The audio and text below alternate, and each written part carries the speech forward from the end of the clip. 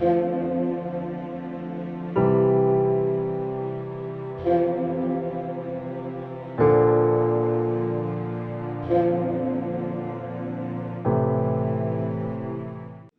کے زندہ پاک کلام سے رسولوں کے اعمال اس کا 9واں باب پہلی آیت سے 20ویں آیت تک یہاں یوں مرقوم ہے: شاؤل ہنوز خداوند کے شاگردوں کے دھمکانے اور قتل کرنے کا دم مارتا ہوا کاہن اعظم کے ہاں گیا اور اس سے دمشق کے عبادت خانوں کے لیے اس مضمون کے خط مانگے کہ جنہیں وہ اس طریق پر پائے، خواہ مرد خواہ زن، انہیں باندھ کر یروشلم میں لائے۔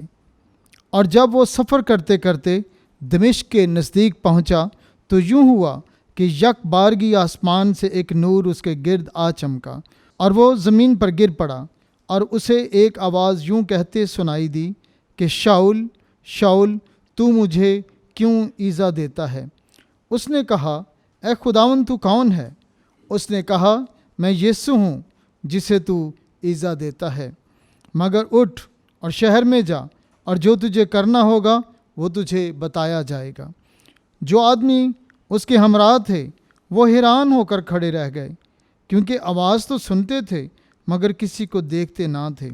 اور شاؤل زمین پر سے اٹھا، اور جب اس نے آنکھیں کھولیں تو اسے کچھ دکھائی نہ دیا۔ تب وہ اس کا ہاتھ پکڑ کر اسے دمشق میں لے گئے، اور وہ وہاں 3 دن تک نہ بینا رہا اور نہ کھاتا نہ پیتا تھا۔ اب دمشق میں حننیہ نامی ایک شاگرد تھا، اور خداوند نے رویا میں اس سے کہا، اے حننیہ۔ وہ بولا، اے خداوند میں حاضر ہوں۔ خداوند نے اس سے کہا، اٹھ اور اس کوچے میں جا جو سیدھا کہلاتا ہے، اور یہودا کے گھر میں شاؤل نامی ترسوسی کو پوچھ لے، کیونکہ دیکھ وہ دعا کر رہا ہے۔ اور اس نے بھی رویا میں دیکھا ہے کہ حننیہ نامی ایک آدمی نے اندر آ کر مجھ پر ہاتھ رکھے ہیں تاکہ پھر بینائی پاؤں۔ مگر حننیہ نے جواب دیا کہ اے خداوند، میں نے بتیروں سے اس شخص کی بابت سنا ہے کہ اس نے یروشلم میں تیرے مقدسوں کے ساتھ کیسی کیسی برائیاں کی ہیں، اور یہاں بھی اس نے سردار کاہنوں کی طرف سے اختیار پایا ہے کہ ان سب کو باندھ لے جو تیرا نام لیتے ہیں۔ مگر خداوند نے اس سے کہا، تو جا، کیونکہ یہ میرا چنا ہوا وسیلہ ہے کہ میرے نام کو غیر قوموں اور بادشاہوں اور بنی اسرائیل پر ظاہر کرے، اور میں اسے دکھا دوں گا کہ میرے نام کے لیے اسے کتنا دکھ اٹھانا پڑے گا۔